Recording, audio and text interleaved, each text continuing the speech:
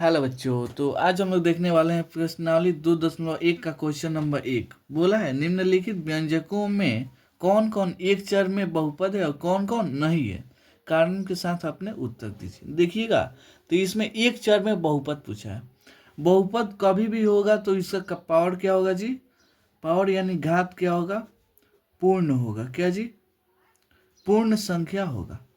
पूर्ण संख्या होगा। जैसे जैसे पूर्ण संख्या कौन हो जाएगा? 0, 1, 2, 3। अब पूर्ण घात क्या होगा जी? -2 नहीं हो सकता है, -5 नहीं हो सकता है, √5 इससे नहीं। जैसे मान लीजिए t का पावर इतना दिया है, तो कहीं बहुपद होगा? नहीं होगा, क्योंकि इसका घात क्या है जी? पूर्ण संख्या में नहीं है। क्या है जी? पूर्ण संख्या में नहीं है। ठीक है। और देखिए, ये तो बोला है कि बहुपद है कि नहीं, ये देख लीजिए। अब बोला है एक चर में है कि बहुत चर में। यानी अब ये चर क्या होता है जी? देखिएगा, जो XYZ ये सब माने अल्फाबेट। क्या जी? अल्फाबेट जितना होगा, अगर अल्फाबेट बस एक्स चल गए, क्या जी, सब में एक से, इसका मतलब क्या हुआ जी? एक चर में बहुपद है। क्या है? एक चर में बहुपद है। किसी बहुपद में मान लीजिए एक्स, वाई और जेड, 3 गो है। क्या है जी? 3 गो है, तो क्या होगा जी? 3 चर में बहुपद हो जाएगा। क्या जी? 3 चर में बहुपद हो जाएगा। तो उम्मीद करता हूँ आपको ये समझ में आया होगा। ये कितना हो जाएगा? चर कैसे देखेंगे जी? माने अल्फाबेट का उसमें जितना संख्या होगा उतना चर हो जाएगा। अब देखें ये क्या जी, कि बहुपद है या नहीं, तो पावर क्या हो जाना चाहिए जी? पूर्ण संख्या होना चाहिए। क्या? पूर्ण संख्या। तो आते हैं अब 1 नंबर क्वेश्चन से। 1 नंबर क्वेश्चन आपका बोला है 4x²। क्या जी? 4x² -3x+7। इसमें देखिएगा तो चर कितना है जी? इतना, यानी x चल गया है। आघात पूर्ण है कि अपूर्ण है? यानी पूर्ण है कि माइनस में है कि रूट में है, कैसा है? तो देखिएगा, तो 2। इसका घात कितना है जी? 2। यानी यह क्या है जी? यह एक, यहाँ पे लिखेंगे यह एक चर में बहुपद है। यह एक चर में बहुपद है। समझ में आया कैसे लिखना है? अचर कौन सा हो जाएगा जी? एक्स। इसमें क्या चल गया? X x x. ठीक है। और 2 नंबर देखिए, XYZ मतलब ये सब अल्फाबेट का जितना है, क्या होगा जी? उसका पावर पूर्ण होना चाहिए। संख्या का कुछ भी का कोई दिक्कत नहीं है। यहाँ देखिएगा, तो y² + √2। तो इसमें देखिएगा, तो यह भी क्या है जी? एक चर में बहुपद है। एक चर, चर कौन सा है जी? y में बहुपद है। समझ में आया कैसे लिखना है? अब यहाँ पे देखिए 3 नंबर, ये सब देखने वाला क्वेश्चन बोला है 3√t+t√2।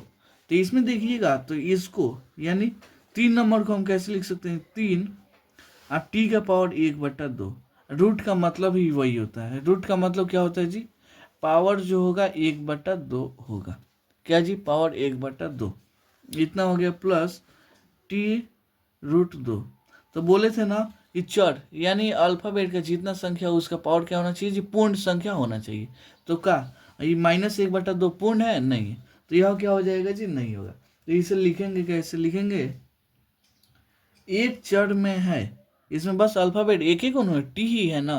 तो लिखेंगे एक चर में है। क्या जी? एक चर में है। क्या जी? है, लेकिन बहुपद नहीं है। क्या जी? लेकिन बहुपद नहीं है। बहुपद क्यों नहीं है? समझ में आया? इसका पावर क्या है जी?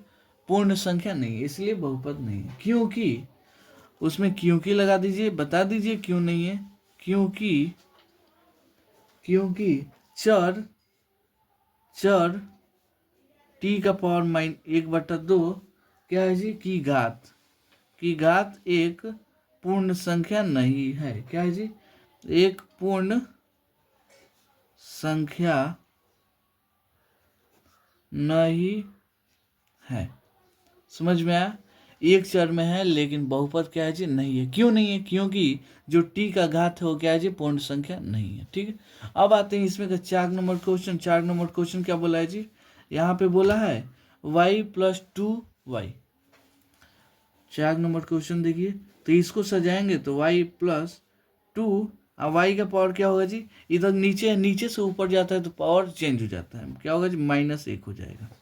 जैसे ये वाला होता है एक x 1/x, क्या जी 1/x, तो ऊपर जाएगा तो x का पावर -1 ऐसे हो जाता है। ठीक है, ये सीधा एक फार्मूला भी होता है। तो वैसे ये बाटा में था, ऊपर जाएगा तो पावर क्या होगा जी माइनस में हो जाएगा। तो देखिएगा, तो ये -1 क्या है? पूर्ण संख्या है नहीं है, तो ये भी क्या होगा जी बहुपद नहीं होगा। तो इसे कैसे लिखेंगे? यह मतलब एक चर में है, क्या है जी?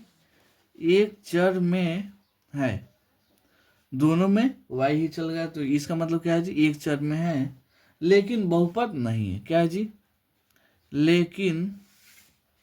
लेकिन बहुपद नहीं है। एक चर में है लेकिन बहुपद नहीं है, लेकिन बहुपद नहीं है क्योंकि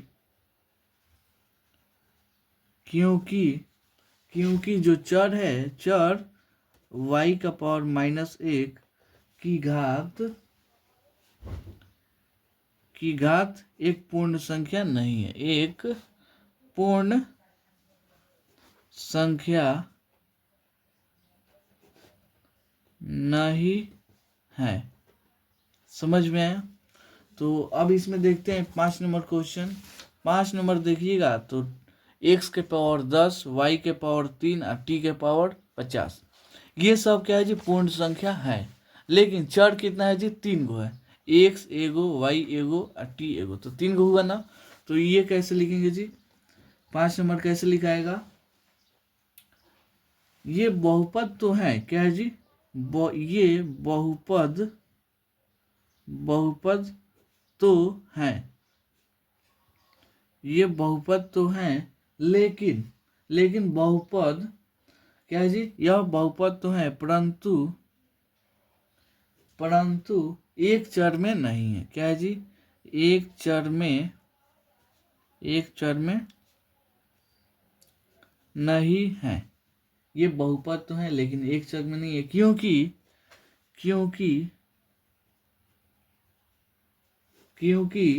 x y, t चर में है, क्या है जी?